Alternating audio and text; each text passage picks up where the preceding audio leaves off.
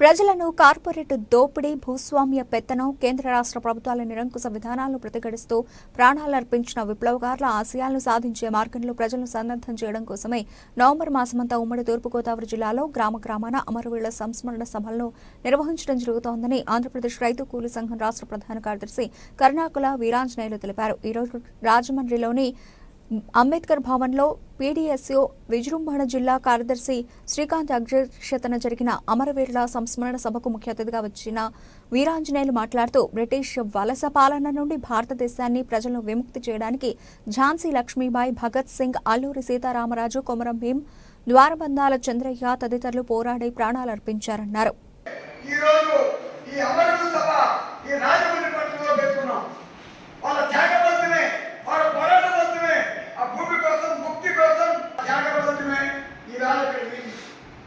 అందుకే నేనేమంటానండి, ప్రజలు రోజు రోజుకి చైతన్యం వచ్చినప్పుడు కలిగి పాలైతే సమస్య పరిష్కారం కాదు. విద్యార్థులు నడుపుపించాలి, మహిళలు కూడా ప్రభుత్వాలు వెనక్కి అడిగి వేస్తామో ఇవాళ ప్రభుత్వాలు, నిరంకుశ ప్రభుత్వాలు మాట్లాడుతుంటున్నాయి, ప్రజల విషయాలు మాట్లాడుతుంటున్నాయి, ప్రజల విషయాలు చర్చించుతుంటున్నాయి, రైతుల విషయాలు. ఆంధ్రప్రదేశ్ రైతు కూలీ సంఘం రాష్ట్ర ప్రధాన కార్యదర్శి కరుణాకుల వీరాంజనేయులు మాట్లాడుతున్నాను.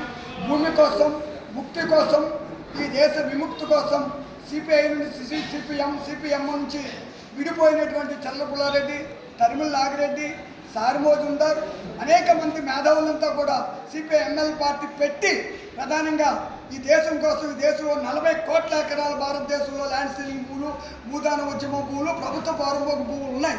ఆ భూములు పంచాలంటూ సిపిఎంఎల్ పార్టీ ఏర్పాటు చేసుకుని ఇప్పటి వరకు దాదాపు లేదంటే 8,000 మంది అనారోగ్యంతో అయితేనో ఈ ప్రభుత్వాలకు వ్యతిరేకంగా పనిచేయడం కోసం, ఎందుకంటే ప్రజలకు అనుకూలంగా పనిచేయడం వల్ల దాదాపు లేదంటే 8,000 మంది దాకా ఓటకపు ఎన్కౌంటర్లో ఈ ప్రభుత్వాలు పట్టున పెట్టుకున్నాయి. ఇప్పుడు కూడా బాక్సైడ్ తవ్వకాలు, ఏజెన్సీ ప్రాంతంలో బాక్సైడ్ తవ్వకాల కోసం ఈ బూటకప్పు ఎన్కౌంటర్లు తప్ప మరొకటేమీ కాదు. కేంద్ర ప్రభుత్వం దాదాపు లేదంటే ఈ మధ్యకాలంలో 200 పైచలనే బూటకప్పు ఎన్కౌంటర్లు చేసింది. ఎన్కౌంటర్లు ఖచ్చితంగా ఆపాలి. ఖచ్చితంగా ఈ భూమి కోసం, ఈ గుర్తు కోసం పనిచేసేటువంటి అమరులు ఈ నెలంతా కూడా రాష్ట్ర వ్యాప్తంగా దాదాపు 20 సభలు పెట్టాం.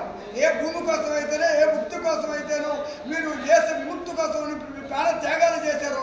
మీ త్యాగాలు వృధా కానివ్వం, మీ ఆశయాలు కొనసాగిస్తాం, మీ అమరుల ఆశయాలు కొనసాగిస్తామంటే ఇవాళ రాజమండ్రిలో ప్రధానంగా ఈ సభ పెట్టడానికి కారణం ఏంటంటే, ప్రధానంగా 100 మంది రియాజ్ కానీ, రంగవల్లెక్ కానీ, జార్జిరెడ్డి కానీ అనేక మంది 100 మంది ప్రాణ త్యాగాలు చేశారు.